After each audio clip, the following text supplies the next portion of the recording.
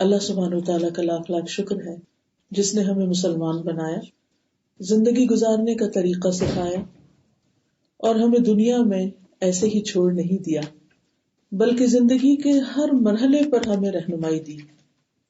اللہ تعالیٰ نے جب انسان کو پیدا کیا، آدم علیہ السلام کو اپنے ہاتھ سے بنایا، تو اس کے بعد ان کے امتحان کے لیے انہیں کچھ عرصہ جنت میں رکھا گیا، اور اس کے ساتھ ہی ابلیس کو بھی بھیجا گیا۔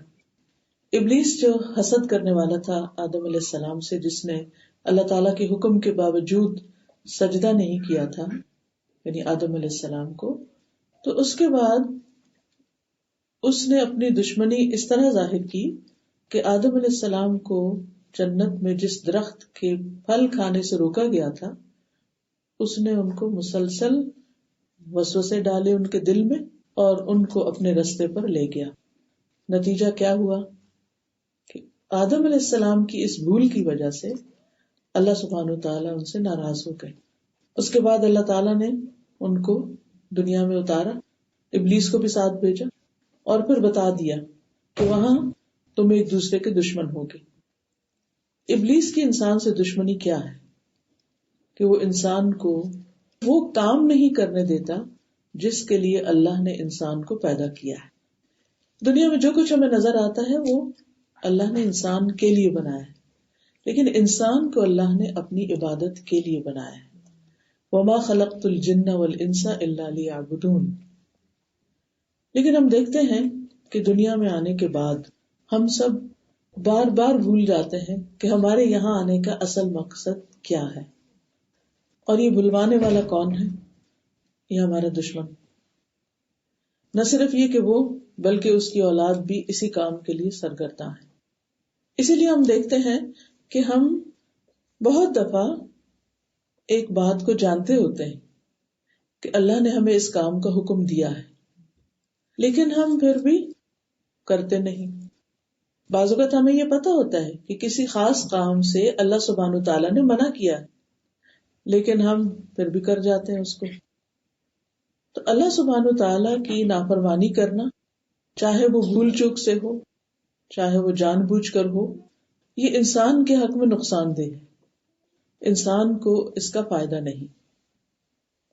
اور یہ نافرمانی یا گناہ انسان کے دل پر ایک بوجھ چھوڑتا ہے، کیونکہ انسان کو اللہ سبحانہ وتعالیٰ نے عبادت کے لیے پیدا کیا ہے، تو اس کو پروگرام ہی اس طرح کیا ہے کہ جب تک وہ عبادت نہ کرے وہ خوش ہو ہی نہیں سکتا۔ تو انسان جب عبادت کی طرف جانے لگتا ہے تو شیطان رکاوٹیں ڈالتا ہے۔ اللہ کی اطاعت کے، اللہ تعالیٰ کی پسند کے کام جب کرنے لگتا ہے تو وہ انسان کو بھلوانے کی کوشش کرتا ہے، اسے اور چیزوں میں الجھاتا ہے، اور چیزیں اس کے سامنے زیادہ خوشنما بنا کے دکھاتا ہے، اور نتیجتاً پھر کیا ہوتا ہے کہ انسان سے غلطی ہو جاتی ہے۔ اب یہ اللہ سبحانہ تعالیٰ کی رحمت ہے کہ اس نے ہمیں یہ بتا دیا کہ اگر تم سے غلطی ہو جائے، تم بھول جاؤ، تم سے کوئی ایسا کام ہو جائے جو تمہارے رب کو پسند نہیں، تو پھر کیا کرو؟ توبہ کر لو، استغفار کر لو، رب کی طرف واپس پلٹ آؤ۔ آدم علیہ السلام بھولے، ان کی ساری اولاد بھولتی ہے۔ اس لیے ہم تمام انسان کسی نہ کسی طرح خطا، غلطی، گناہ کا شکار ہوتے ہیں۔ نبی صلی اللہ علیہ وسلم نے فرمایا، ہر انسان خطا کار ہے، ہر انسان، اور بہترین خطا کار وہ ہیں جو توبہ کرتے ہیں۔ یعنی یہ نہیں ہو سکتا کہ ہم سے غلطی نہ ہو، یہ تو ہوتا رہے گا، لیکن غلطی کرنے والوں میں سے بہترین لوگ کون ہیں؟ کہ جو غلطی پر اصرار نہیں کرتے، غلطی پر جم نہیں جاتے، بار بار نہیں کرتے، بلکہ اسے چھوڑ کر واپس پلٹنے کی کوشش کرتے ہیں، اپنے رب کی طرف لوٹتے ہیں جس کا رب نے حکم بھی دیا ہے، وَأَنِيبُوا إِلَىٰ رَبِّكُمْ وَأَسْلِمُوا مِن قَبْلِ أَن يَأْتِيَكُمُ الْعَذَابُ ثُمَّ لَا تُنصَرُونَ۔ اپنے رب کی طرف پلٹ آؤ اور فرما بردار بن جاؤ، اطاعت گزار بن جاؤ، اس سے پہلے کہ تم پر عذاب آ جائے، پھر تم مدد نہ دیے جاؤ گے، اس سے پہلے کہ تمہاری پکڑ ہو جائے، اس سے پہلے کہ کوئی آزمائش آ جائے۔ اس سے پہلے کہ تم کسی بڑی مشکل میں پڑ جاؤ، تو جب غلطی ہو اور اس کا احساس ہو جائے تو اس کو چھوڑ دو. کوئی انسان کتنا بھی نیک کیوں نہ، پیغمبروں کا معاملہ الگ ہے، لیکن عام انسانوں میں سے کوئی انسان کتنا بھی نیک کیوں نہ ہو، اس سے بھی غلطی ہوتی ہے. نبی صلی اللہ علیہ وسلم نے فرمایا، ہر مومن آدمی سے کوئی نہ کوئی ایسا گناہ سرزد ہو جاتا ہے جس کو وہ وقتاً فوقتاً کرتا رہتا ہے، یا کوئی ایسا گناہ ہوتا ہے جس کو وہ مسلسل کر لیتا ہے، یعنی اس پہ قائم رہتا ہے، وہ اس کو نہیں چھوڑتا حتیٰ کہ وہ دنیا چھوڑ جاتا ہے، یعنی موت تک وہ غلطی اس سے ریپیٹڈلی ہوتی رہتی ہے. مومن کو اس حال میں پیدا کیا گیا ہے کہ وہ فتنوں میں گھرنے والا، توبہ کرنے والا اور بھولنے والا ہوتا ہے، یعنی کسی مشکل میں پڑا پھر اس نے توبہ کی پھر بھول گیا، لیکن جب اسے نصیحت کی جاتی ہے تو اس نصیحت کو قبول کرتا ہے، یعنی جب اس کو ریمائنڈر دیا جاتا ہے، اسے یاد دہانی کرائی جاتی ہے، اس کو کوئی اچھی بات بتائی جاتی ہے تو وہ اسے ایکسپٹ کرتا ہے، اسے ریجیکٹ نہیں کرتا، کیونکہ اچھی بات کو یا اللہ کے حکم کو ریجیکٹ کرنا یہ ابلیس کا شیوا ہے. اس نے اللہ تعالیٰ کا حکم نہیں مانا تھا اور پھر آرگیومنٹ کی تھی کہ میں کیوں آدم کو سجدہ کروں، میں تو اس سے بہتر ہوں، مجھے تو نے آگ سے بنایا، اس کو مٹی سے بنایا، لہٰذا میں اس سے بہتر ہوں تو میں اس کے آگے نہیں جھکوں گا. اور پھر اللہ تعالیٰ جب ناراض ہوئے تو کہنے لگے فَبِمَا أَغْوَيْتَنِي، یعنی اس وجہ سے کہ تو نے مجھے یعنی بھٹکایا، تو مجھے حکم نہ دیتا تو میں اس مشکل میں نہ پڑتا. تو یہ ابلیس کا طریقہ ہوتا ہے، غلط کام کرنا، تکبر سے کرنا، دھڑلے سے کرنا، اور پھر کوئی روکے یا منع کرے یا نصیحت کرے تو اس کی نصیحت قبول نہ کرنا، اس کے ساتھ بحث مباحثہ شروع کر دینا اور اسی کو مورد الزام ٹھہرانا، بات دوسرے پہ ڈال دینا، اس کو ایکسپٹ نہ کرنا. تو گناہ کے بعد مومن اور غیر مومن کا جو بنیادی فرق ہے وہ یہی ہے کہ مومن اپنے گناہوں کو ایسے محسوس کرتا ہے جیسے وہ کسی پہاڑ کے نیچے بیٹھا ہوا، یعنی اس کا بہت بوجھ لگتا ہے کہ میں نے غلط کیا ہے، اور یہ اس کے ضمیر پر ایک بوجھ ہوتا ہے اور وہ ایک پریشانی میں مبتلا ہو جاتا ہے اور وہ ڈرتا ہے کہ کہیں یہ پہاڑ میرے سر پہ نہ گر پڑے، اللہ تعالیٰ کی ناراضگی کی وجہ سے مجھ پر کوئی مصیبت نہ آ جائے. اور جو فاسق ہوتا ہے، منافق ہوتا ہے، وہ گناہوں کو مکھی کی طرح ہلکا سمجھتا ہے کہ وہ اس کے ناک کے پاس سے گزری ہے اور اس نے اپنے ہاتھ سے یوں بے پرواہی سے اشارہ کر کے ہٹا دیا، یعنی گناہ ہوا تو سو بات سبھی کرتے ہیں، یعنی اسے اپنا گناہ، اپنی غلطی محسوس ہی نہیں ہوتی. تو جس شخص کو گناہ کا احساس ہی نہ ہو، اس بات کا اس کے دل میں خیال ہی نہ آئے کہ وہ غلط کر رہا ہے، وہ توبہ تو نہیں کر سکتا، معافی تو نہیں مانگ سکتا. معافی تو وہی مانگے گا جو گناہ کے بوجھ کو محسوس کرے، اپنے دل پہ، اپنے ضمیر پہ، اپنے وجود پہ، اور وہ اس بوجھ کو اتار پھینکنا چاہتا، اس گلٹ سے باہر آنا چاہتا. تو مومن یہ جانتا ہے کہ میں تو خطا کار ہوں مگر میرا رب غفار ہے، وہ بہت زیادہ بخشنے والا ہے. وہ اپنے رب سے مایوس نہیں ہوتا، وہ بار بار غلطی کرنے کے باوجود بھی رب ہی کی طرف پلٹتا ہے اور وہ کہتا ہے کہ میں بڑا کمزور ہوں اور تو بار بار بخشنے والا ہے، میں بار بار گناہ کرنے والا. اور پھر انسان سجدے میں گر پڑتا ہے، کبھی تنہائی میں روتا ہے، کبھی اللہ کا ذکر کرتا ہے، کبھی صدقہ خیرات کرتا ہے، کسی نہ کسی طرح اگر بندوں کے حق میں کوئی غلطی ہو تو ان سے معافی مانگ لیتا ہے. تو وہ مسلسل اپنے تزکیے کی فکر میں رہتا ہے کہ یہ جو گرد مجھ پہ آ پڑی ہے، یہ جو داغ مجھے لگ گیا، مجھے اسے دھونا ہے. جیسے آپ نے دیکھا ہوگا جن لوگوں کو نہانے کی روز عادت ہو، اگر وہ کسی دن نہ نہا سکیں تو ان کی طبیعت بوجھل ہو جاتی. تو اسی طرح جن لوگوں کو اپنی غلطیوں کا احساس ہوتا ہے، اگر وہ توبہ نہ کرے یا اس کے بدلے میں پھر کوئی نیک کام نہ کرے تو ان کی طبیعت اسی طرح بوجھل ہو جاتی ہے. اور حقیقت یہ کہ اللہ سبحانہ وتعالی ہمیں توبہ کرنے کی، استغفار کرنے کی ترغیب بھی دیتے ہیں، یعنی اس کی طرف متوجہ کرتے ہیں. ابو ہریرہ سے روایت ہے، صحیح مسلم کی روایت ہے، یہ رسول اللہ صلی اللہ علیہ وسلم نے فرمایا، اس ذات کی قسم جس کے قبضہ قدرت میں میری جان ہے، اگر تم گناہ نہ کرتے تو اللہ تمہیں لے جاتا اور ایسی قوم لاتا جو گناہ کرتے، پھر اللہ سے مغفرت طلب کرتے تو اللہ ان کو معاف کر دیتا. اس سے یہ پتہ چلتا ہے کہ اللہ سبحانہ وتعالیٰ کو انسان کی کمزوری کا پتہ ہے، اور اللہ تعالیٰ بندے سے چاہتا ہی ہے کہ بندہ اس کی طرف پلٹے. وہ اس چیز سے محبت کرتا ہے اور وہ معاف کرنے سے بھی محبت کرتا ہے. یعنی جب ہم معافی مانگتے ہیں تو اس پر پریشان نہ ہو کہ اچھا پھر معافی مانگے، اللہ تعالیٰ کہیں گے کہ تم تو بار بار ہی گناہ کرتے تو تم پھر آ گئی. نہیں، ہم سمجھتے ہیں جیسے بندے ہمارے ساتھ معاملہ کرتے ہیں نا، کہ اگر کسی کے حق میں ہمارے سے کوئی غلطی ہو جائے تو ہم ایک سے دوسری دفعہ سوری کریں اسی بات پر، تو وہ ناراض ہو جاتے ہیں کہ تمہاری تو عادت یہی ہے بار بار یہی کرنا، پھر تم سوری سوری کرتے رہتے تو تمہارے اندر کوئی چینج نہیں ہے. اللہ تعالیٰ ایسے نہیں کہتے.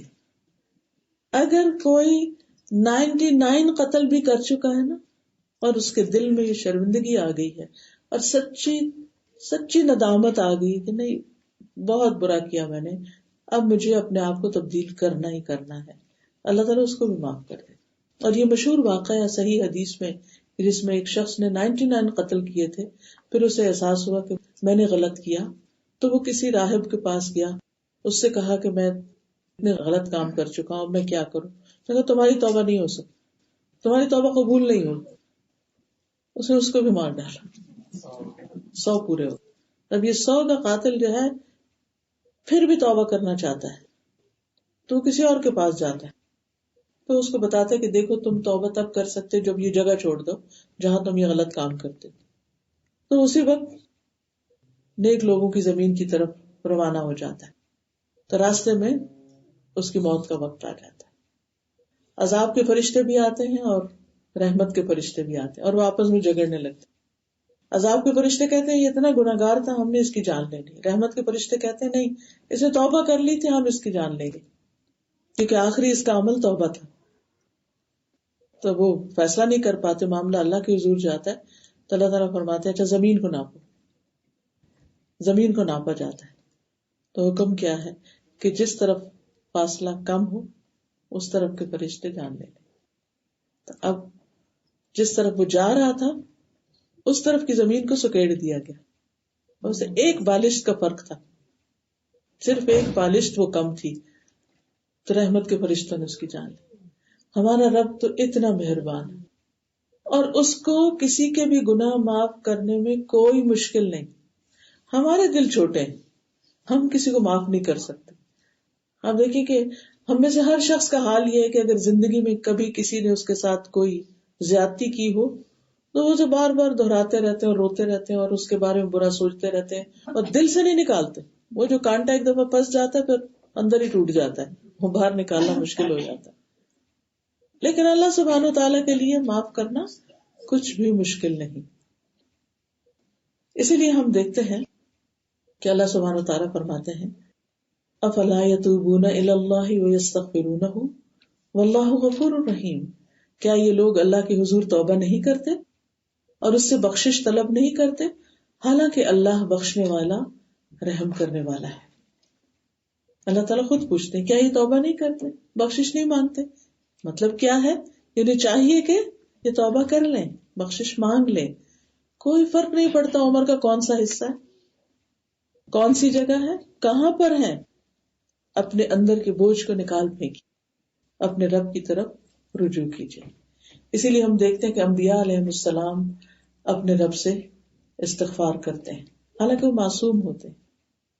ابراہیم علیہ السلام کیا کہتے ہیں؟ والذی اطمع ان یغفر لی خطیئتی یوم الدین، اور وہ ذات جس سے میں توقع رکھتا ہوں کہ قیامت کے دن میری خطائیں معاف کر دے گا.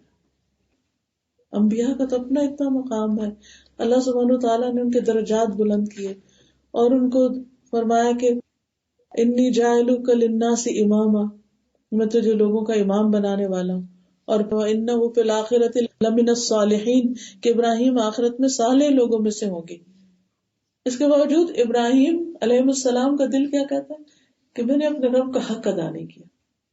دیکھیے جس کو رب سے جتنی محبت ہوتی ہے نا، وہ بہت کچھ کرنے کے بعد بھی کیا کہتا ہے، رب تیرا حق ادا نہیں ہوا، میں نے ابھی کچھ کیا نہیں. وہ سارا دن بھی سجدے میں پڑا رہے تو وہ اٹھ کے یہی کہے گا میرا دل نہیں بھرا، ابھی حق ادا نہیں ہوا. کیونکہ رب کا مقام جتنا بڑا ہے اس کے انعامات ہم پہ جتنے زیادہ ہیں، احسانات جتنے زیادہ ہیں، ہم تو اس کا حق ادا ہی نہیں کر سکتے، اور ہم دن کا اکثر حصہ اس کو بھولے رہتے ہیں، اور نماز میں بھی کھڑے ہو کے پھر اس کو بھول جاتے ہیں، کم ہی یاد کرتے ہیں اس کو۔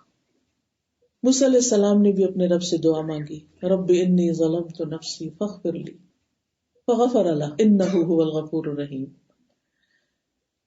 موسیٰ علیہ السلام بولے، اے میرے رب، بے شک میں نے اپنے آپ پہ ظلم کیا ہے، تو مجھے معاف کر دے۔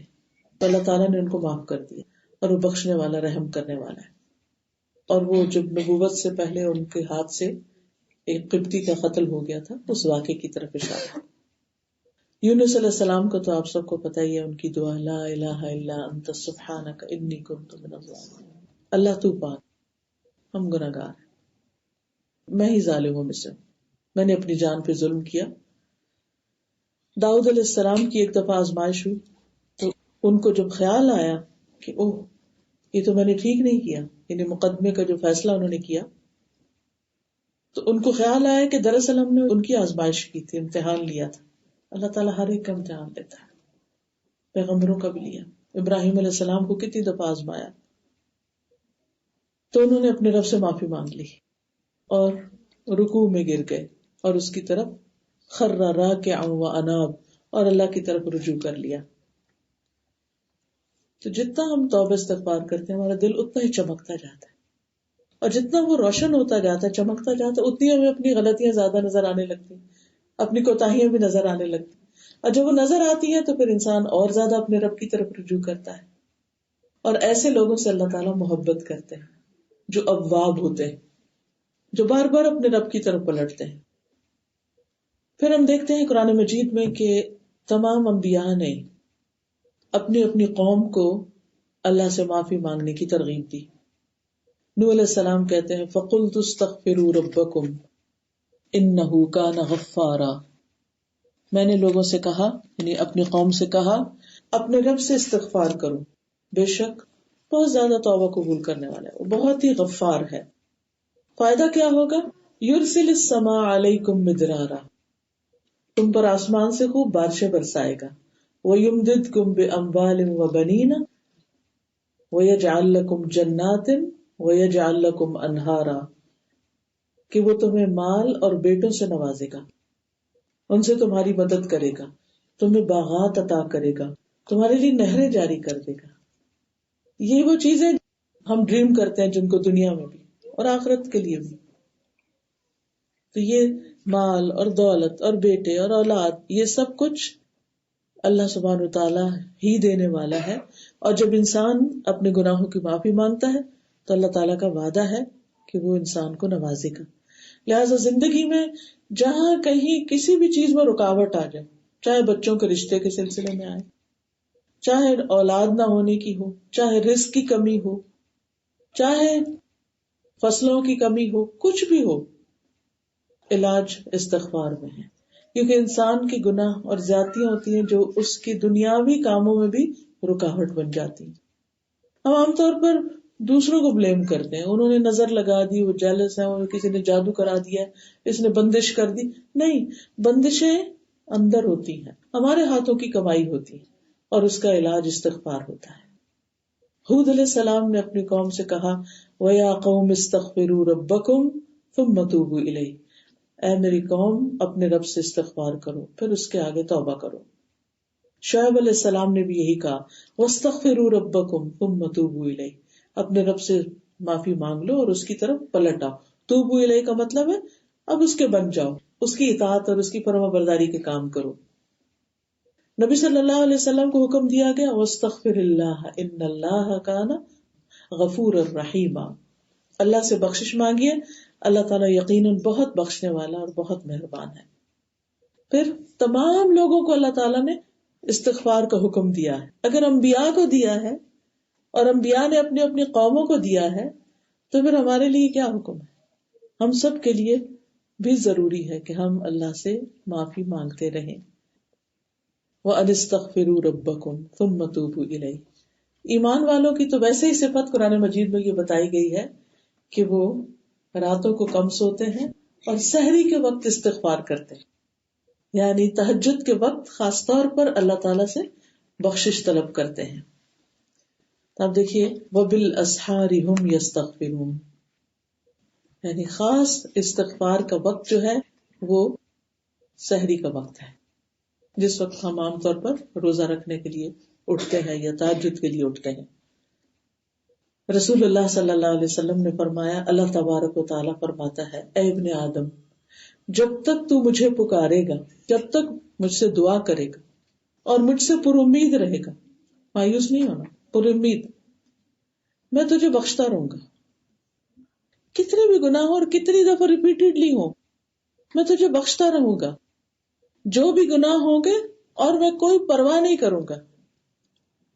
اے ابن آدم، اگر تیرے گناہ آسمان کی بلندیوں تک پہنچ جائے، اتنے زیادہ ہوں کہ آسمان کو چھونے لگے، پھر تو مجھ سے معافی مانگے تو میں پرواہ کیے بغیر تجھے بخش دوں گا. اے ابن آدم، اگر تو زمین کے برابر گناہ لے کر میرے پاس آیا، زمین کے برابر اتنے زیادہ، اور اس حال میں مجھے ملے کہ میرے ساتھ شرک نہ کیا ہو، تو میں تجھے ان گناہوں کے برابر بخش دوں گا، یعنی سارے گناہ معاف کر دوں گا. تو اللہ سبحانہ تعالیٰ کے لیے کچھ بھی مشکل نہیں. لیکن یاد رکھیے، ابلیس ہمارا دشمن ہمیں مایوس کرتا رہتا ہے، اب تم اتنی گناہگار ہو، تمہاری تو معافی ہونی نہیں، لہٰذا اور تھوڑے سے کر لو. جب آخرت میں کوئی ہوپ ہی نہیں تو پھر دنیا میں جیسا بھی کر سکتے ہو کرتے رہو. لیکن جو اللہ کو پہچانتا ہے وہ اللہ سبحانہ تعالیٰ سے کبھی بھی مایوس نہیں ہو سکتا. ابو ہریرہ کہتے ہیں کہ میں نے نبی صلی اللہ علیہ وسلم کو فرماتے ہوئے سنا کہ ایک بندے نے بہت گناہ کی اور پھر کہا، اے میرے رب، میں تیرا گناہگار بندہ، تو مجھے بخش دے. اللہ رب العزت نے فرمایا، میرا بندہ جانتا ہے کہ میرا کوئی رب ہے جو گناہ معاف کرتا ہے اور گناہ کی وجہ سے سزا بھی دیتا ہے. اس وجہ سے میں نے اپنے بندے کو بخش دیا کہ میرا بندہ جانتا ہے.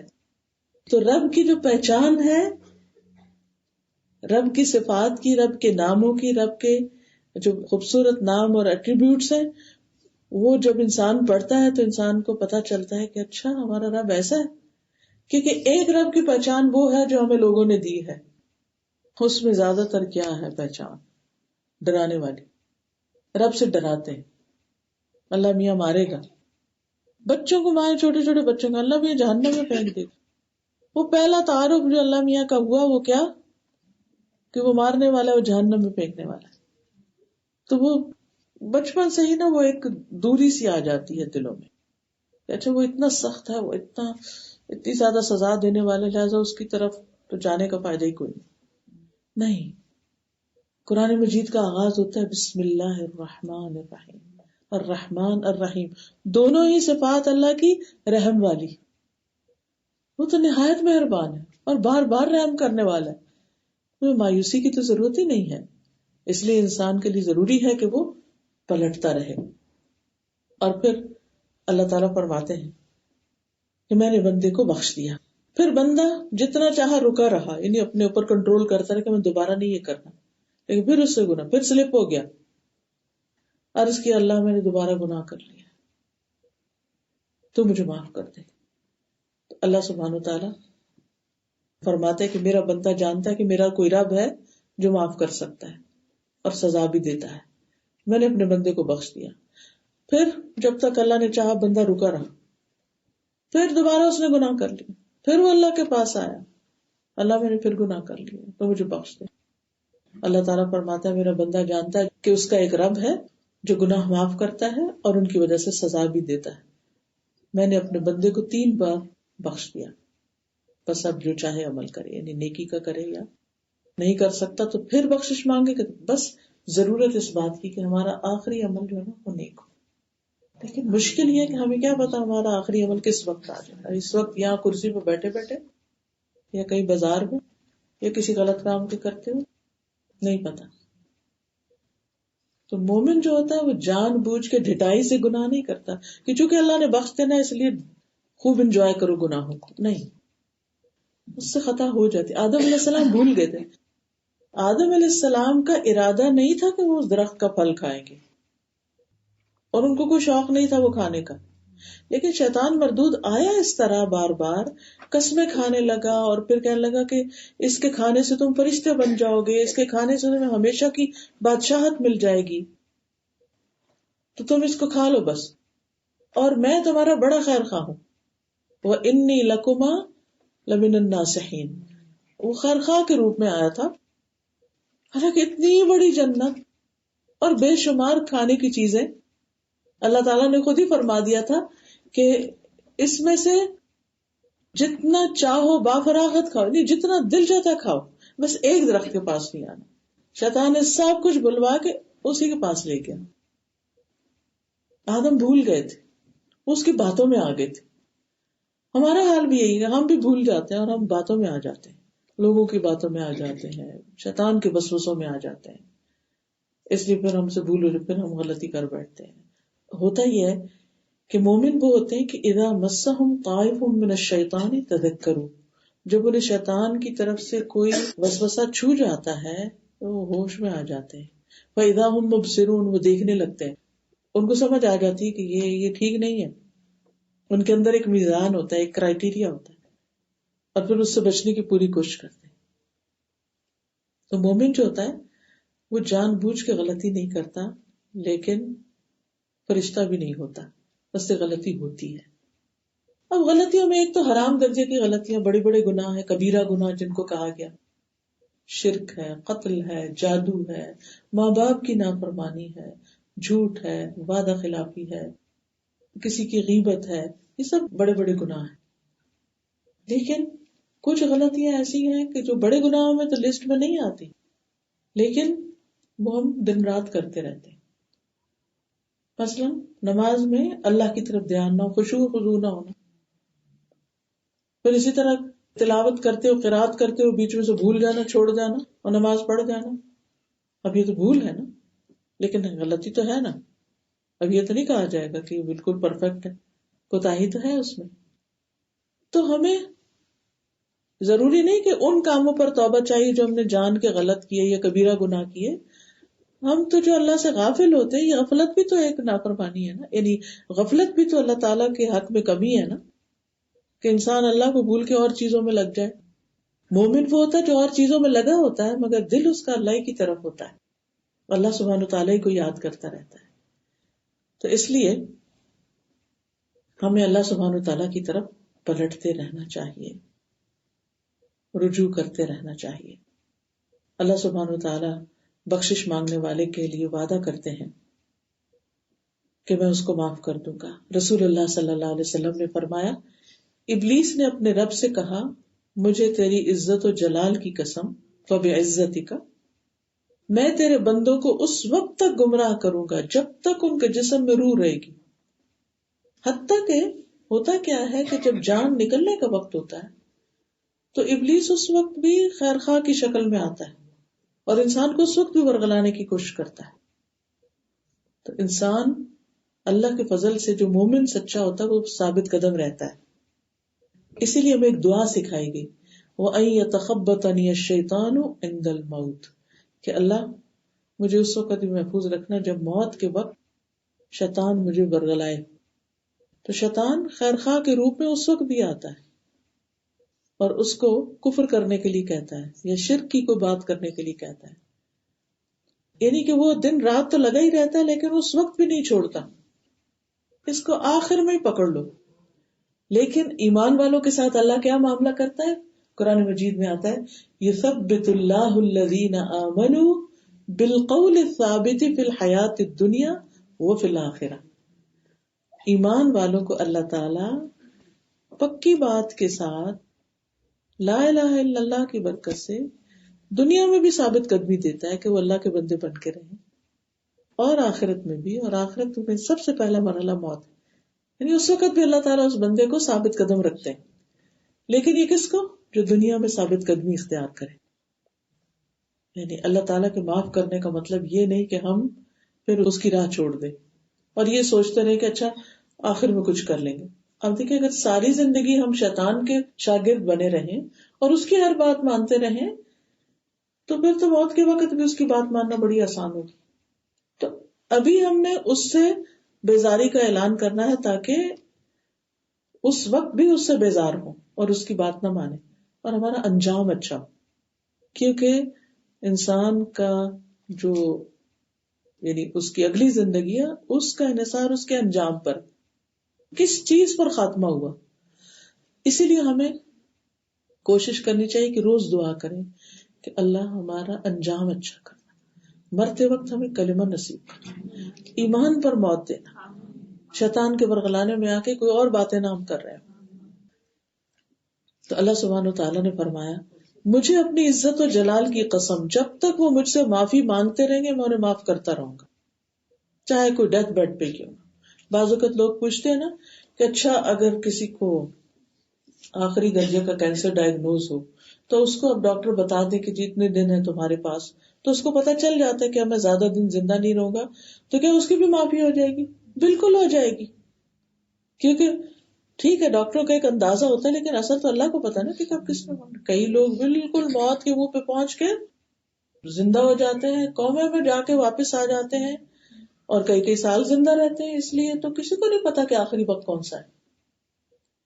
تو چاہے کسی کی موت کا ڈاکٹر اعلان کر دیں کہ بس اب یہ چند دنوں کا مہمان ہے، تو بھی وہ یہ نہ کہے کہ میں تو ساری زندگی گناہ کیا اب کیا معافی مانگ. نہیں، اس کو بھی معافی مانگنے کے لیے کہیں کہ تم اللہ کی طرف رجوع کر لو، کیونکہ اللہ تعالیٰ اس وقت تک توبہ قبول کرتے ہیں جب تک جان حلق میں نہ آ جائے، معلوم یغرغر، غرغرہ نہ ہو جائے. تو استغفار جو ہے اس کی کچھ برکتیں ہیں اور کچھ فائدے ہیں، وہ بھی ہمیں پتا ہونا چاہیے. اس کے لیے یہ ایک کتاب ہے استغفار کی برکات، استغفار کے کیا کیا فائدے. اس کو آپ جاتے ہوئے آپ لے جا سکتے ہیں تاکہ آپ دوبارہ گھر میں بھی پڑھ کے بار بار یاد دہانی کر سکیں. کیونکہ ہوتا ہی ہے کہ لیکچر میں جب ہم بیٹھے ہوتے ہیں اس وقت تو ہمیں بات سمجھ آ جاتی ہے، لیکن بعد میں پھر بھول جاتے ہیں. تو بھولنے کا علاج کیا ہے کہ انسان کے پاس ایسی کتابیں، ایسی چیزیں گھر میں ہوں کہ جن سے یاد دہانی ہوتی رہے. نہ صرف یہ کہ خود بلکہ دوسروں کے ساتھ بھی تھوڑا تھوڑا شیئر کریں. اور اسی طرح یہ چھوٹا سا کارڈ بھی ہے استغفار کا، کہیں لگا دے تو پھر چلتے پھرتے بھی بندہ استغفار کرتا ہے. نبی صلی اللہ علیہ وسلم دن میں 70 سے 100 بار استغفار کرتے تھے. اگر اللہ کے رسول صلی اللہ علیہ وسلم جن کے اگلے پچھلے سب گناہ معاف تھے وہ اتنی دفعہ استغفار کرتے، ہمیں یقیناً اس سے پھر زیادہ ہی کرنا چاہیے، ہمیں زیادہ ضرورت ہے. تو استغفار کا فائدہ کیا ہے؟ سب سے پہلا فائدہ تو یہی کہ انسان کو گناہوں کی معافی مل جاتی ہے. فَقُلْتُ اسْتَغْفِرُوا رَبَّكُمْ إِنَّهُ كَانَ غَفَّارًا. ابو ہریرہ سے مروی ہے رسول اللہ صلی اللہ علیہ وسلم نے فرمایا اللہ تبارک و تعالی ہر رات کو آسمان دنیا پر آتے ہیں. یعنی یہ کیوں بتایا گیا؟ تاکہ انسان کو قرب کا احساس ہو. جب رات کا آخری تہائی حصہ 1/3 باقی رہ جاتا ہے تو اللہ تعالیٰ فرماتے ہیں ہے کوئی جو مجھ سے دعا مانگے تو میں اس کی دعا قبول کر لوں. ہم میں سہر سے چاہتا ہے کہ ہماری دعائیں قبول ہوں، تو اللہ تعالیٰ خود پکارتے ہیں بندوں کو، ہے کوئی جو مجھ سے دعا کرے تو میں اس کی دعا قبول کر لوں، ہے کوئی جو مجھ سے مانگے تو میں اسے دوں. ہے کسی کو کچھ ضرورت کہ مجھ سے مانگے تو اس وقت مانگیے اپنے رب سے. ہے کوئی جو مجھ سے بخشش مانگے، گناہوں کی معافی مانگے تو میں اس کو بخش دوں. تو 3 چیزیں، نمبر 1 دعا کی قبولیت، نمبر 2 سوال اللہ یہ دے دے یہ دے دے، اور نمبر 3 گناہوں کی بخشش. بڑے سے بڑا گناہ استغفار سے بخشا جاتا ہے. پھر اس کا ایک فائدہ یہ بھی ہوتا ہے کہ جب انسان کے گناہ معاف ہوتے ہیں تو اس کو نیکیوں کی توفیق ہوتی ہے. ورنہ جب تک وہ دل کالا رہتا ہے نا، دل پہ ایک بوجھ ہوتا ہے، تو انسان کے اوپر سستی، غفلت، دل کا بوجھ، پتہ ہے نماز کا وقت ہو گیا، بیٹھے ہیں اچھا ابھی پڑھتے ہیں وہ جو تب توفیق جانے لگتی ہے، کوتاہی زیادہ ہونے لگتی ہے انسان سے. لیکن جب انسان کی معافی ہو جاتی ہے تو اس کی علامت یہ ہوتی ہے کہ انسان کا دل نیکی اور خیر کے کاموں میں زیادہ لگتا ہے، وہ اس کی طرف دوڑنے لگتا ہے. تو یہ بہت بڑا فائدہ ہے. ہم سب چاہتے ہیں کہ ہم اللہ تعالیٰ کے فرما بردار بندے ہو جائیں، اللہ تعالیٰ کا قرب ہمیں نصیب ہو، تو اس کے لیے استغفار بہت فائدے کا ہے.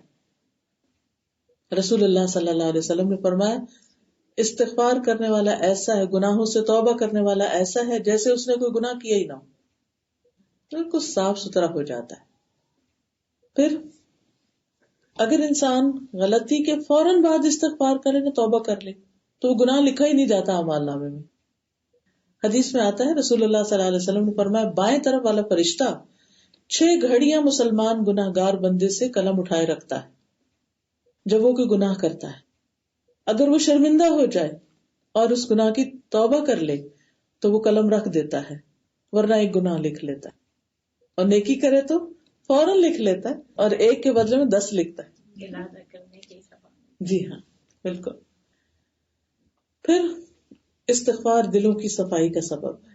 دل اس سے صاف ہوتے ہیں، اور جب دل صاف ہوتے ہیں نا تو دلوں کو ایک اطمینان اور خوشی اور سکون اور ایک عجب سی لذت اور سرور حاصل ہوتا ہے. تو یہ کیفیت جو ہے، ایک ہوتی ہے زبان کی لذت جو کچھ کھانے سے حاصل ہوتی، وہ اسی وقت ختم ہو جائے، کھانا گیا تو مزہ بھی گیا. لیکن جب آپ اللہ سے توبہ کرتے ہیں اور اللہ کی رضامندی کا کوئی کام کرتے ہیں، اس سے دل کو ایسی خوشی ملتی ہے کہ وہ کام آپ ختم بھی کر لیں تو وہ خوشی باقی رہتی، وہ چلتی رہتی. اور یہ ایک ایسی انجوائمنٹ ہے، ایسی انجوائمنٹ کہ اس کے برابر کی کوئی چیز نہیں. بڑی سے بڑی دولت، بڑی سے بڑی دنیا کی نعمتیں بھی اس کے مقابلے میں کچھ نہیں. امام احمد بن حنبل کہا کرتے تھے کہ اگر بادشاہوں کو یہ پتہ چل جائے کہ ہمارے دلوں کے اندر کیسی خوشی ہے، یعنی دین کی تعلیم دینے سے، دین پر عمل کرنے سے، تو وہ تلواریں لے کر، لشکر لے کر ہم سے وہ دولت چھیننے کے لیے آ جائے. تو یہ دولت، اطمینان قلب کی دولت، دل کے سکون کی دولت، ہر دولت سے بڑی. اس میں انسان کے پاس کچھ بھی نہ ہو پھر بھی وہ خوش رہتا ہے. کوئی چیز آئے تب بھی خوش کہ اللہ کا شکر ہے دی، چلی جائے تو بھی اللہ کی رضا اور تقدیر پہ راضی، اللہ کے فیصلوں پہ راضی، ہر حال میں مطمئن رہتا ہے. اور آج آپ دیکھیں دنیا میں جو چیز رخصت ہوگی وہ اطمینان قلب ہے. دلوں کی اداسی، پریشانی اور بے چینی، گناہوں کا بوجھ، اسے اتار پھینکنے کی ضرورت ہے. اور پھر ایک اور بہت بڑا فائدہ کیا ہے کہ اللہ سبحانہ وتعالی برائیوں کو نیکیوں میں بدل دیتے ہیں. سورۃ الفرقان کی آیت نہایت خوبصورت ہے، الا من تاب وآمن وعمل عملا صالحا فاولئک یبدل اللہ سیئاتہم حسنات وکان اللہ غفورا رحیما. سوائے ان لوگوں کے جو توبہ کر لیں اور ایمان لائیں اور نیک کام کریں، ایسے لوگوں کے گناہوں کو اللہ تعالیٰ نیکیوں سے بدل دیتا ہے. یعنی وہ جو اعمال نامے میں برائیاں لکھی ہوئی تھی نا، توبہ کے بعد وہ نیکیوں کی طرف منتقل کر دیتے، برائیاں بھی نیکیاں بن جاتی. اس سے بڑا انعام اور کیا چاہیے انسان. اللہ بخشنے والا اور مہربان ہے. جب قیامت کے دن وہ برائیاں جو نیکیوں میں بدلے گی نا، تو بندہ کہے گا اچھا میرا وہ ایک اور بھی گناہ تھا، وہ کدھر ہے، یعنی جس سے میں نے توبہ کی تھی، تاکہ وہ بھی میں اپنی حسنات میں دیکھوں. سوچئے اس سے زیادہ اللہ سے بڑھ کے کوئی مہربان نہیں ہو سکتا کہ جو انسان کی زیادتیوں، کمیوں، کوتاہیوں کو بھی اس کی نیکیاں لکھ دے، صرف استغفار کی وجہ سے، اعتراف کی وجہ سے. اصل میں سب سے مشکل کام یہی ہے کہ انسان کہ I was wrong، میری غلطی تھی، میں نے غلط کیا. کیونکہ ہم میں سے اکثریت تو پھر غلطی کر کے اس کو غلطی مانتے بھی نہیں، وہ کہتے نہیں جو ہم کر رہے ہیں وہ بالکل ٹھیک ہے، حالانکہ قرآن و سنت کی روشنی میں وہ صحیح نہیں ہوتا. دوسرا بڑا فائدہ یہ ہے استغفار کا کہ دنیا کی برکتیں ملتی ہیں انسان کو، دنیاوی برکتیں. دنیا میں انسان پر خوشحالی آتی ہے. اللہ تعالیٰ فرماتے ہیں لولا تستغفرون اللہ لعلکم ترحمون، تم اللہ سے بخشش کیوں نہیں مانگتے تاکہ تم پہ رحم کیا جائے. تو جہاں بھی انسان کی زندگی میں تنگی آ جائے وہاں انسان کو چاہیے کہ اللہ سبحانہ وتعالیٰ کے حضور ایسا کام کرے کہ اللہ کی رحمت آئے.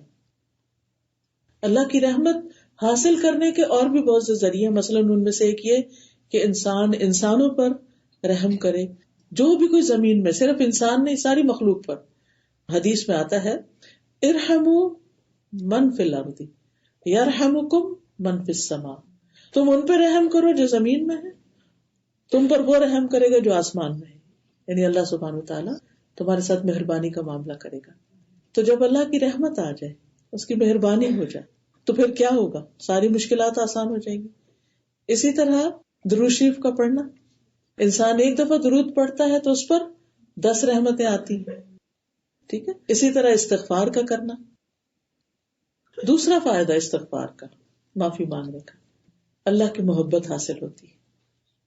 ان اللہ یحب التوابین ویحب المتطہرین، بے شک اللہ تعالیٰ محبت رکھتا ہے ان لوگوں سے جو خوب توبہ کرتے ہیں اور جو خوب پاک صاف رہتے ہیں. متطہر وہ ہوتا ہے جو جسمانی طور پر اپنی صفائی ستھرائی کا اہتمام کرے، اور تواب وہ ہوتا ہے جو اپنی روحانی صفائی کرتا رہے توبہ استغفار کر کے. پھر اسی طرح کامیابی کا ملنا، اللہ تعالیٰ فرماتے ہیں وَتُوبُوا إِلَى اللَّهِ جَمِيعًا أَيُّهَا الْمُؤْمِنُونَ لَعَلَّكُمْ تُفْلِحُونَ، اور تم سب مومنو اللہ سے توبہ کرو تاکہ تم فلاح پاؤ، کامیاب ہو جاؤ. پھر اچھا سامان زندگی ملنا، دنیا کی نعمتوں کا ملنا. سورۃ ہود میں آتا ہے وَأَنِ اسْتَغْفِرُوا رَبَّكُمْ ثُمَّ تُوبُوا إِلَيْهِ يُمَتِّعْكُمْ مَتَاعًا حَسَنًا إِلَىٰ أَجَلٍ مُّسَمًّى وَيُؤْتِ كُلَّ ذِي فَضْلٍ فَضْلَهُ. اور یہ کہ تم لوگ اپنے رب سے اپنے گناہ معاف کراؤ، پھر اس کی طرف متوجہ رہو تو وہ تم کو ایک مقرر وقت تک، یعنی جو تمہاری زندگی کا وقت ہے، اچھا سامان زندگی دے گا، اور ہر زیادہ عمل کرنے والے کو زیادہ ثواب دے گا. جو جتنی زیادہ توبہ استغفار کرے گا اور زیادہ نعمتیں پائے گا. رزق، مال، اولاد میں اضافے کا باعث، جیسے میں نے پہلے عرض کیا، بارشوں کا نازل ہونا، جسمانی طاقت کا حاصل ہونا. اس میں آپ دیکھیں اللہ تعالیٰ فرماتے ہیں سورۃ ہود میں ہی وَيَا قَوْمِ اسْتَغْفِرُوا رَبَّكُمْ ثُمَّ تُوبُوا إِلَيْهِ يُرْسِلِ السَّمَاءَ عَلَيْكُمْ مِدْرَارًا وَيَزِدْكُمْ قُوَّةً إِلَىٰ قُوَّتِكُمْ وَلَا تَتَوَلَّوْا مُجْرِمِينَ. اے میری قوم، اپنے رب سے بخشش مانگو اور پھر اس کی طرف پلٹ آؤ، وہ تم پر بادل بھیجے گا جو خوب برسنے والا ہوگا، اور تمہیں تمہاری قوت کے ساتھ، طاقت کے ساتھ اور طاقت میں اضافہ کرے گا، اور مجرم بنتے ہوئے منہ نہ موڑو. آپ دیکھیے کہ بعض اوقات انسان بڑا ہیلپ لیس اپنے آپ کو پاتا ہے کہ میں ویک ہوں، میں کچھ کر نہیں سکتا.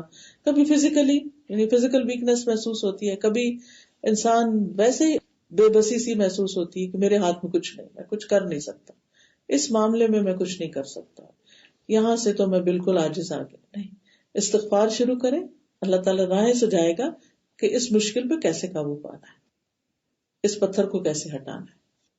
اور یہ استغفار کے ذریعے ہوتا ہے. پتہ نا بعض اوقات انسان اتنا مایوس سا ہو جاتا ہے، دور دور تک لگتا ہے کوئی ہوپ ہی نہیں ہے، کہ کبھی بچوں کی وجہ سے، کبھی جاب اور بزنس کی پریشانیوں کی وجہ سے، کبھی کسی اور وجہ سے. تو استغفار کرنے والا کبھی کمزور نہیں ہوگا. پھر اللہ کے عذاب سے بچنا. اللہ سبحانہ و تعالی بندوں کو دنیا میں اپنی طرف واپس اپنے مقصد کی طرف پلٹانے کے لیے وقتاً فوقتاً ان پہ تکلیفیں، آزمائشیں بھیجتے ہیں تاکہ بندے بھولے نہ رہیں. یہ بھی اللہ کی رحمت ہوتی ہے کہ اللہ کو یاد کریں. تو کبھی جسمانی تکلیف، کبھی اولاد کی طرف سے، کبھی مال کی، کبھی موسم کی، کبھی کوئی نہ کوئی ناپسندیدہ ناگوار صورتحال پیش آتی رہتی ہے. تو ایسی صورت میں انسان جب اللہ تعالیٰ کی طرف پلٹتا ہے تو اللہ سبحانہ وتعالیٰ اس بندے کو اس تکلیف سے محفوظ کر دیتے. کبھی تو وہ بلا آ رہی ہوتی ہے تو اللہ تعالیٰ استغفار کی برکت سے اس بلا کو ہی ٹال دیتے ہیں. کبھی وہ آ چکی ہوتی ہے تو اللہ تعالیٰ اس بیماری کو، اس بلا کو، مصیبت کو ہٹا دیتے ہیں اس سے. تو اس لیے حدیث میں آتا ہے، مسند احمد کی روایت ہے، نبی صلی اللہ علیہ وسلم نے فرمایا انسان جب تک اللہ عز و جل سے استغفار کرتا ہے اس وقت تک اللہ کے عذاب سے محفوظ رہتا ہے. اسی لیے قرآن مجید میں آتا ہے نا کہ حتیٰ کہ مشرکین جو تھے ان کے بارے میں بھی کہ ما کان اللہ یعذبہم وانت فیہم وما کان یعذبہم وہم یستغفرون. اللہ انہیں عذاب نہیں دے گا جب تک آپ ان کے بیچ میں موجود ہیں. یعنی پیغمبر جب تک مکہ میں تھے، جو بھی انہوں نے برے برے کام کیے مشرکین نے، اللہ تعالیٰ نے ان کو محفوظ رکھا. جب وہ چلے گئے تو بعد میں ان پہ قحط آیا. اور یہ بھی فرمایا کہ جب تک یہ استغفار کریں گے، جو استغفار کرتے رہیں گے وہ بلاؤں سے بچے رہیں گے. لہٰذا ہمیں روزانہ اپنی زندگی میں استغفار کی عادت ڈال لینی چاہیے، اپنے معمولات کا حصہ بنا لینا چاہیے. پھر بیماریوں کا علاج. قتادہ کہتے ہیں کہ یہ قرآن تمہیں تمہاری بیماری اور علاج بتاتا ہے. قرآن ہماری غلطیاں بھی ہمیں بتا دیتا ہے اور علاج بھی. وہ کہتے ہیں گناہ تمہاری بیماری ہے اور استغفار ان کا علاج ہے. تو صحت کے لیے بھی استغفار پڑھنی چاہیے. پھر سینے کی گھٹن اور تنگی، دل کا بوجھل ہونا. ابن قیم رحمہ اللہ کہتے ہیں کہ سینے کے گھٹن کے اسباب میں، وجوہات میں سب سے بڑا سبب اللہ سے منہ موڑنا ہے، اللہ کو یاد نہ کرنا. دل کو اللہ کے سوا کسی اور کے ساتھ جوڑنا ہے اور اللہ کے ذکر سے غفلت کرنا ہے. اس وجہ سے دل تنگ ہو جاتے ہیں. یہ ڈپریشن وغیرہ اور دلوں کی اداسی اور بے چینی ان اسباب سے ہوتی. ہمیشہ دل سے سچا استغفار نکلتا رہتا ہے اور دل کو تندرستی اور سلامتی لوٹا دیتا ہے. یعنی جب انسان اللہ سے معافی مانگتا ہے تو پھر کیا ہوتا ہے؟ وہ دل کی زندگی واپس آ جاتی ہے. استغفار کا ایک اور فائدہ کہ انسان کو فرشتوں کی دعائیں ملتی. ایسے لوگوں کے لیے فرشتے بھی دعائیں کرتے ہیں. الذین یحملون العرش، وہ فرشتے جو عرش اٹھائے ہوئے ہیں. ومن حولہ، اور جو اس کے ارد گرد ہیں جیسے طواف کر رہے ہیں. ویؤمنون بہ، اور وہ اس پر ایمان رکھتے ہیں. یسبحون بحمد ربہم، اپنے رب کی حمد و ثنا کے ساتھ اس کی تسبیح کرتے ہیں. ویؤمنون بہ، اور اس پر ایمان لاتے ہیں. ویستغفرون للذین آمنوا، اور وہ ایمان والوں کے لیے استغفار کرتے ہیں. سبحان اللہ، فرشتے مومنوں کے لیے استغفار کرتے ہیں.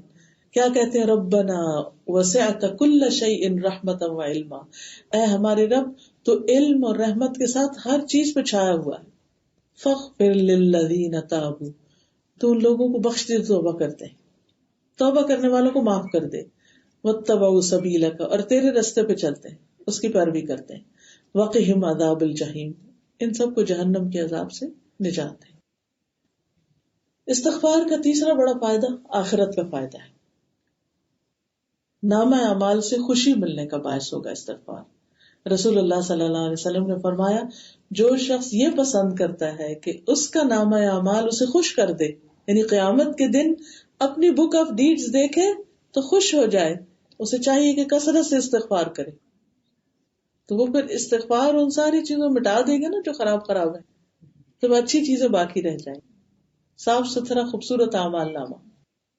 عبداللہ بن بسر کہتے ہیں نبی صلی اللہ علیہ وسلم نے فرمایا، مبارک ہو اس کو جو نامہ اعمال میں اپنے کثرت سے استغفار پائے. جس سے پتہ چلتا ہے کہ دل میں کتنی زیادہ استغفار کی ضرورت ہے. پھر یہ جنت میں داخلے کا ذریعہ ہے استغفار. یا ایھا الذین آمنوا توبوا الی اللہ توبۃ نصوحا عسیٰ ربکم ان یکفر عنکم سیئاتکم ویدخلکم جنات تجری من تحتها الانہار. اے ایمان والو، اللہ سے توبہ کرو، خالص توبہ، سچی توبہ کا مطلب کیا کہ انسان اللہ سے وعدہ کرے اب نہیں کروں گا یہ، لیکن پھر بھول ہو جائے، سلپ ہو جائے تو اور بات ہے، لیکن اس کی دل میں سچی نیت ہو کہ اللہ تو مجھے معاف کر دے، اب میں آئندہ نہیں ایسے کروں گی. جیسے موسیٰ علیہ السلام نے ایک دن معافی مانگی تو اگلے دن وہ شخص جس نے پچھلے دن گناہ کرایا تھا وہ پھر کھڑا تھا، تو اس نے کہا کہ میرا تیرا کوئی لین دین نہیں، یعنی کہ مجھے اس مشکل میں تو نے ڈالا، یعنی میں اب آج کے بعد یہ نہیں کروں گا. انہوں نے وعدہ بھی کیا اللہ سے کہ لن اکون ظہیرا للمجرمین، میں کسی مجرم کا مددگار نہیں بنوں گا. تو سچی توبہ جو کرے اس کے لیے کیا ہے؟ اس کے لیے وعدہ ہے کہ اللہ تعالیٰ اسے ایسے باغوں میں داخل کرے گا جن کے نیچے نہریں بہ رہی ہوں گی. بیوٹیفل منظر. پھر جہنم سے بچنے کا ذریعہ. رسول اللہ صلی اللہ علیہ وسلم نے فرمایا، اے عورتوں کے گروہ، صدقہ کرتی رہا کرو اور کثرت سے استغفار کیا کرو، کیونکہ میں نے دوزخ میں جانے والوں میں سے زیادہ تر عورتوں کو دیکھا. ان میں سے ایک عقل مند عورت نے کہا، اے اللہ کے رسول، اس کی وجہ کیا ہے؟ آپ نے فرمایا، تم لعنت کثرت سے کرتے اور اپنے خامند کی ناشکری کرتے. تو یہ دو چیزیں ایسی ہیں کہ جو عورتوں کے لیے ناپسندیدہ ہے. اب سوال یہ پیدا ہوتا ہے کہ استغفار کے مواقع کیا ہیں؟ کہاں کہاں کب توبہ کرنی چاہیے، استغفار کرنا چاہیے، کس وقت استغفار کی جائے؟ نمبر 1، برائی کرتے ہی استغفار، غلطی ہوگی ساتھ ہی توبہ، پھسلے یا فوراً ہی اڑ جائیں. قرآن مجید میں آتا ہے، والذین اذا فعلوا فاحشۃ او ظلموا انفسهم ذکروا اللہ فاستغفروا لذنوبهم ومن یغفر الذنوب الا اللہ ولم یصروا علی ما فعلوا وهم یعلمون. ایسے لوگوں سے جب کوئی برا کام ہوتا ہے یا اپنے اوپر ظلم کر بیٹھتے ہیں تو فوراً انہیں اللہ یاد آ جاتا ہے اور وہ اپنے گناہوں کی معافی مانگنے لگتے ہیں، اور اللہ کے سوا اور ہے کون جو گناہوں کو معاف کر سکے، اور وہ جانتے بوجھتے اپنے کیے پر اصرار نہیں کرتے۔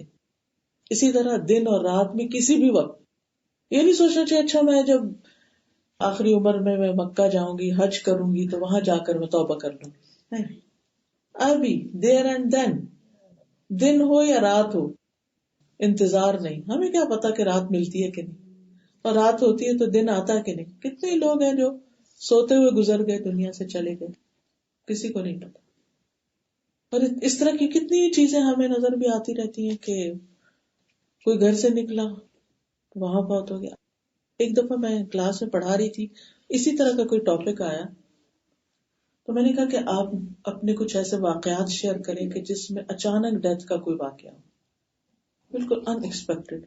آپ یقین کریں ہر شخص کا ہاتھ کھڑا تھا، ہر شخص کو کوئی نہ کوئی ایسا واقعہ معلوم تھا کہ جس میں کسی نہ کسی رشتہ دار یا جاننے والوں کے بارے میں جانتے تھے کہ جو اچانک دنیا سے چلا گیا، کھڑے کھڑے بیٹھے بیٹھے۔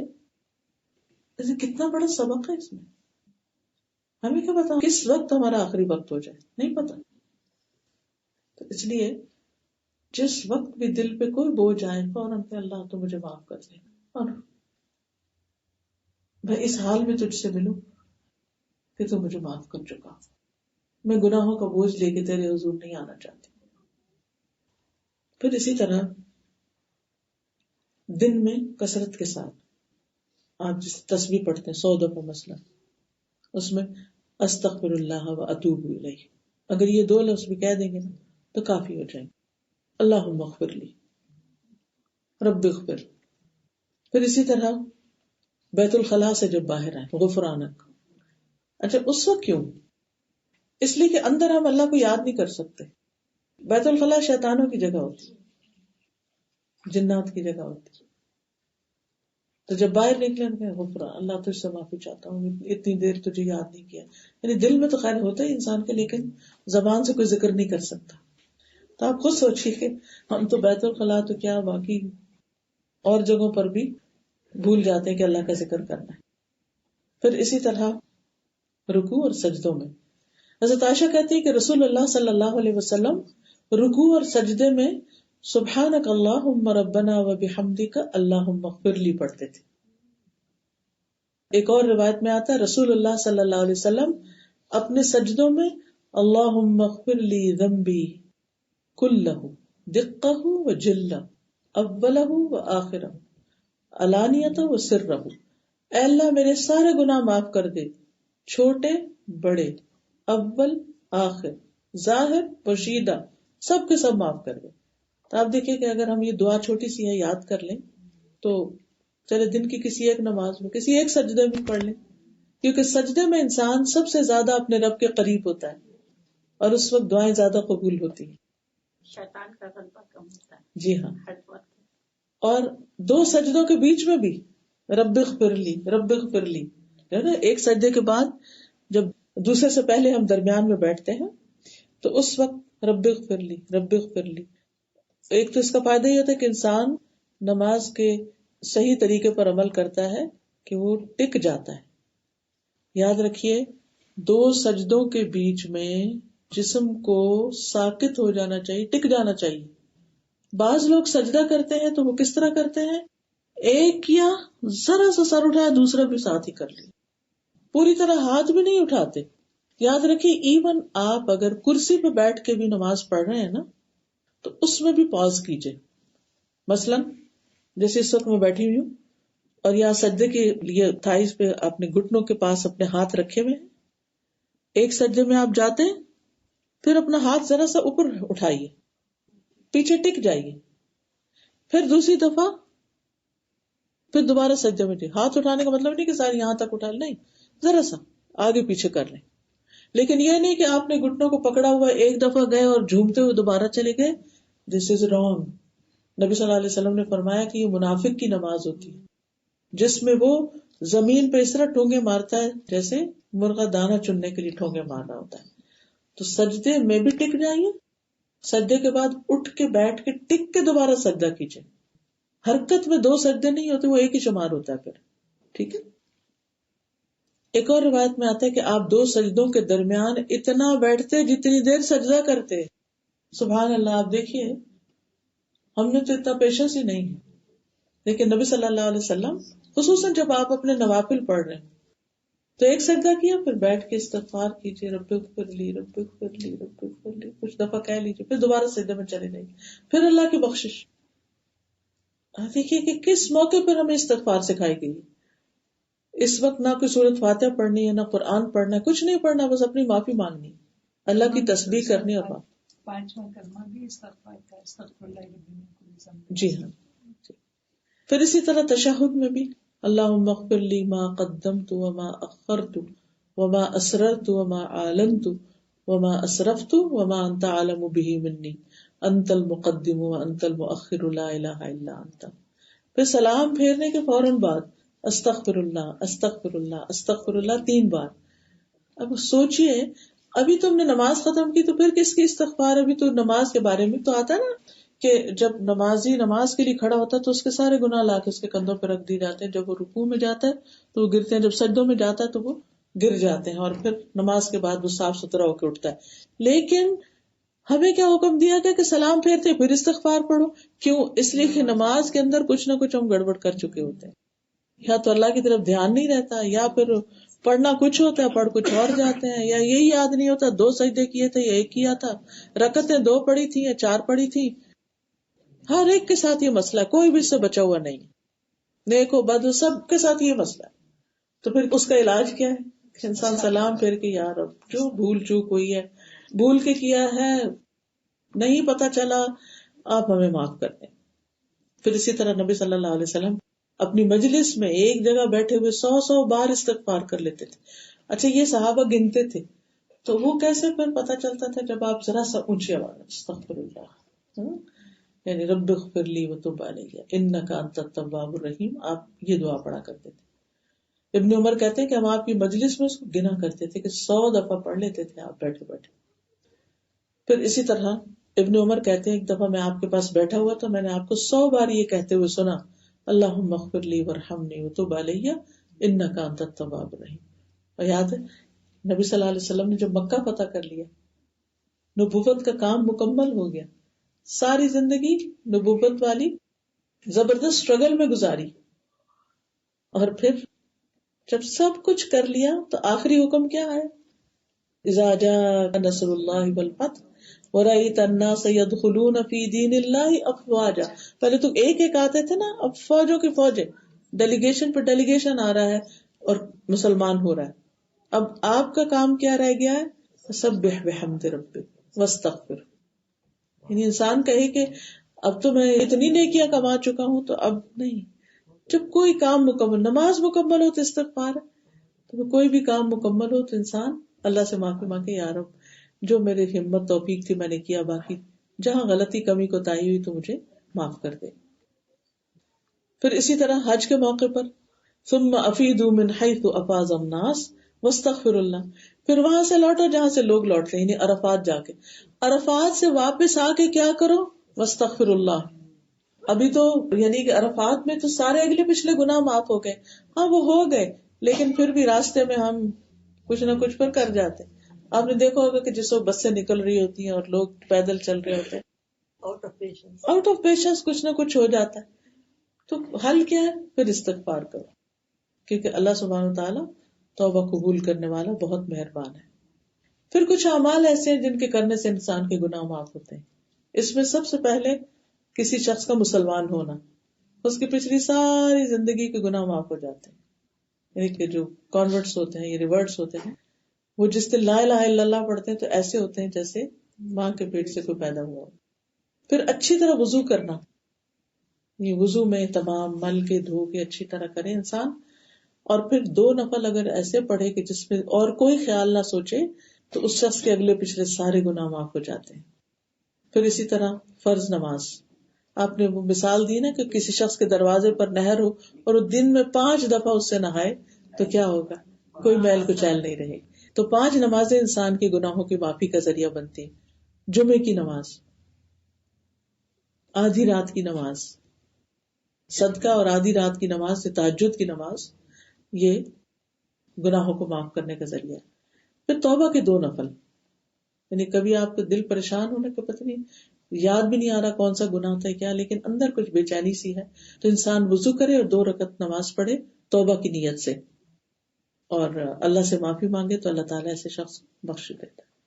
عمرہ کرنا، آپ نے فرمایا ایک عمرے سے دوسرے عمرے تک اس کے بیچ میں جو گناہ ہوتے ہیں ان کا کفارہ ہو جاتا ہے. پھر حجر اسود کو چھونے سے، پھر رکن یمانی کو چھونے سے، یہ گناہوں کو بالکل صاف کر دیتا ہے، اریز کر دیتا ہے. پھر اسی طرح صدقہ کرنا، صدقہ اللہ کے غضب کو ٹھنڈا کرتا ہے.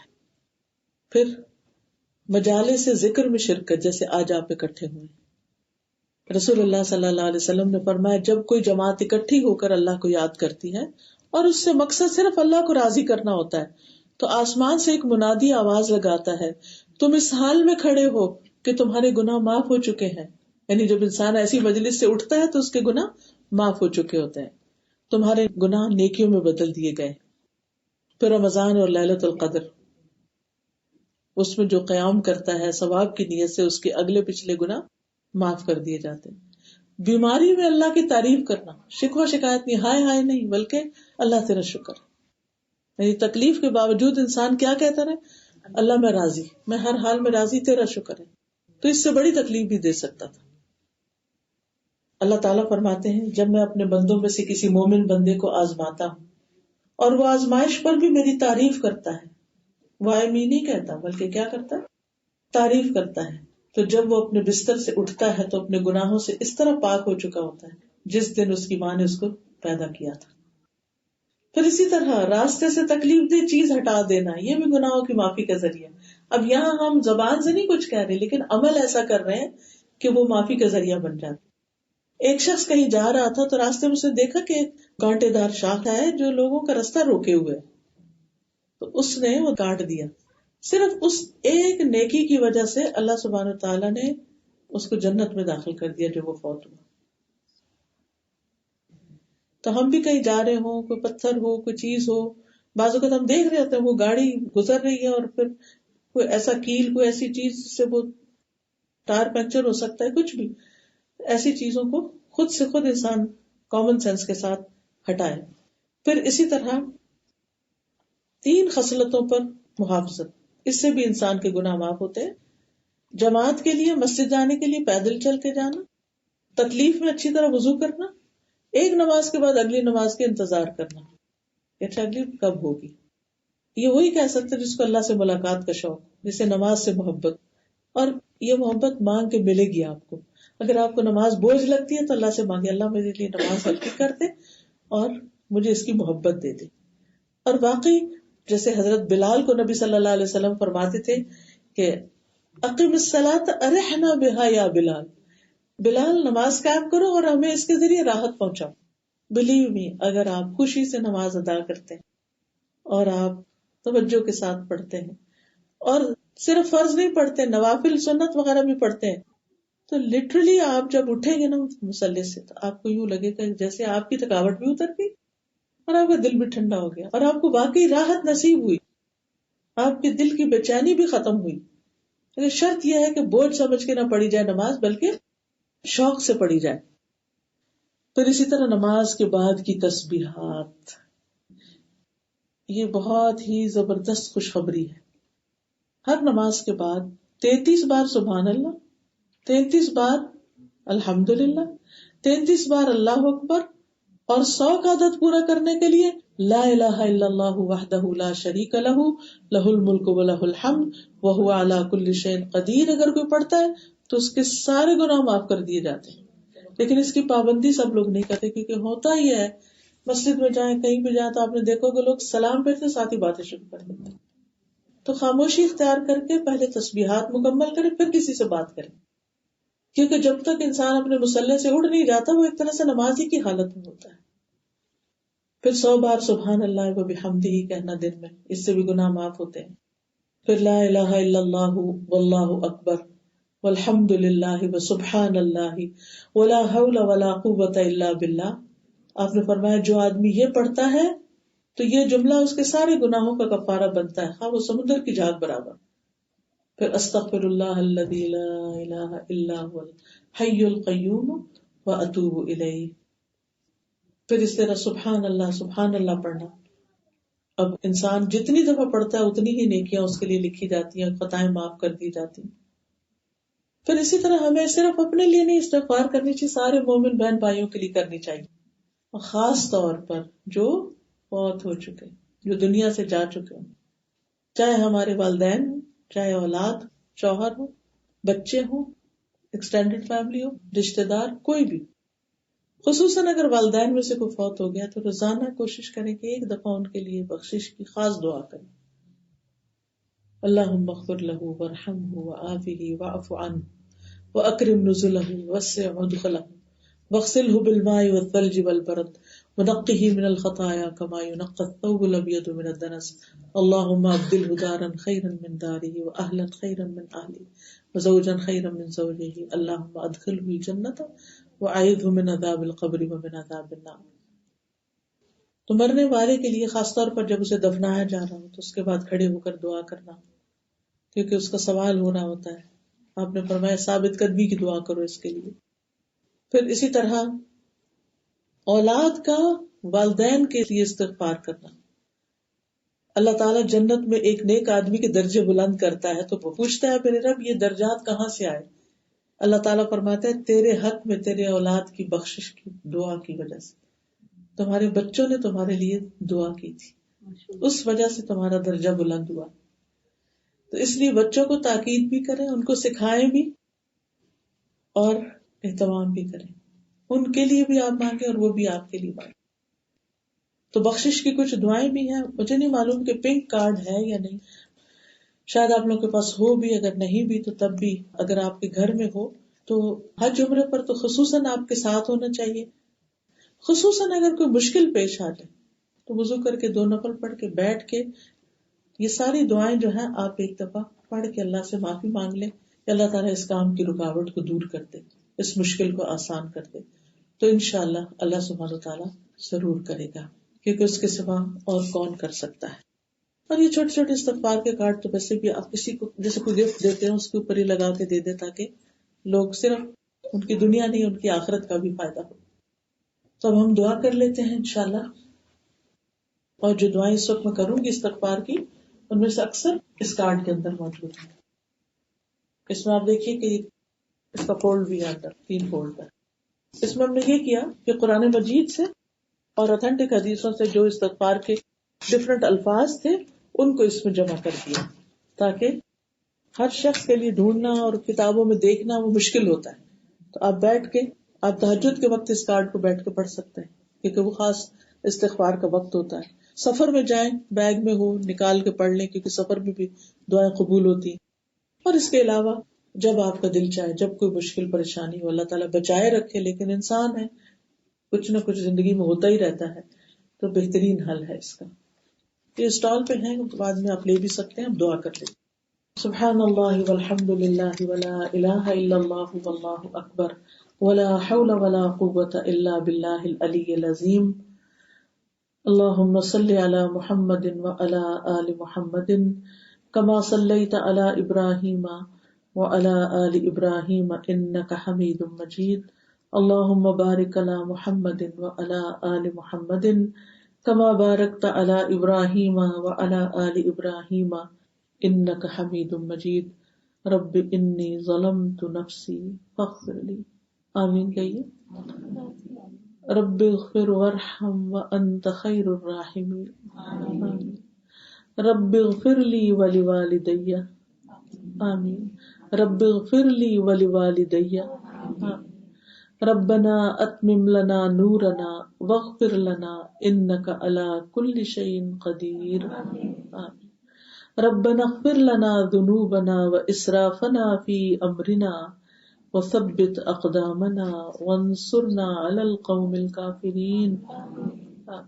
ربنا اغفر لنا ولاخواننا الذین سبقونا بالایمان ولا تجعل فی قلوبنا غلا للذین آمنوا ربنا انک رؤوف رحیم. اے ہمارے رب، تو ہم سب کو بخش دے. انت ولینا فاغفر لنا وارحمنا وانت خیر الغافرین. سمعنا واطعنا غفرانک ربنا والیک المصیر. استغفر اللہ واتوب الیہ. رب اغفر لی ما اسررت وما اعلنت. اے اللہ میرے پوشیدہ اور ظاہر تمام گناہوں کو معاف کر دے. اللہم اغفر لی ذنبی وخطئی وعمدی. اے اللہ میرے گناہوں، لغزشوں اور جان بوجھ کے کیے ہوئے گناہوں کو معاف کر دے. سبحان اللہ وبحمدہ استغفر اللہ. سبحانک اللہم ربنا وبحمدک اللہم اغفر لی. اللہم اغفر لی وتب علی انک انت التواب الغفور. آمین. استغفر اللہ الذی لا الہ الا هو الحی القیوم واتوب الیہ.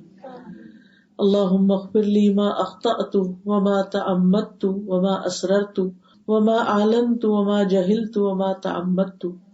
اے اللہ میرے ان گناہوں کو معاف کر دے جو میں نے غلطی سے کیے، جان بوجھ کے کیے، چھپ کر کیے، اعلانیہ طور پہ کیے، یا نادانی میں کیے، یا جانتے بوجھتے ہوئے کیے. اللہ تو سارے گناہ معاف کر دے. اللہم انی ظلمت نفسی ظلما کثیرا ولا یغفر الذنوب الا انت فاغفر لی مغفرۃ من عندک وارحمنی انک انت الغفور الرحیم.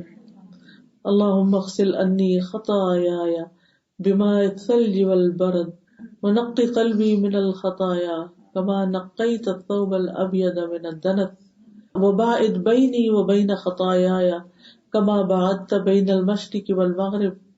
رب اغفر لی خطیئتی یوم الدین. رب اغفر لی خطیئتی وجہلی واسرافی فی امری کلہ وما انت عالم بہ منی. اللہم اغفر لی خطایای وعمدی وجہلی وہزلی وکل ذلک عندی. اللہم اغفر لی ما قدمت وما اخرت وما اسررت وما اعلنت انت المقدم وانت المؤخر وانت على كل شيء قدیر. اللهم انت ربی لا الہ الا انت خلقتنی وانا عبدک وانا على عہدک ووعدک ما استطعت اعوذ بک من شر ما صنعت ابوء لک بنعمتک علی وابوء بذنبی فاغفر لی فانہ لا یغفر الذنوب الا انت.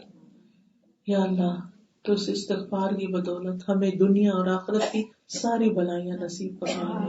اللہ جتنی بھی بہنیں آئی ہیں سب کو وافر حلال رزق عطا فرما، حرام سے بچا، سب کی اولادوں میں برکت پیدا کرتے، انہوں نے سچا پکا نیک مومن مسلم بنا.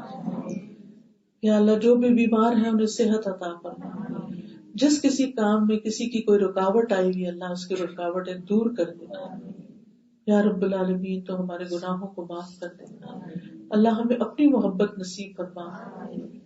یا حی یا قیوم برحمتک استغیث. یا اللہ سب بہنوں کے دلوں میں جو دعائیں ہیں اللہ ان کو قبول فرما.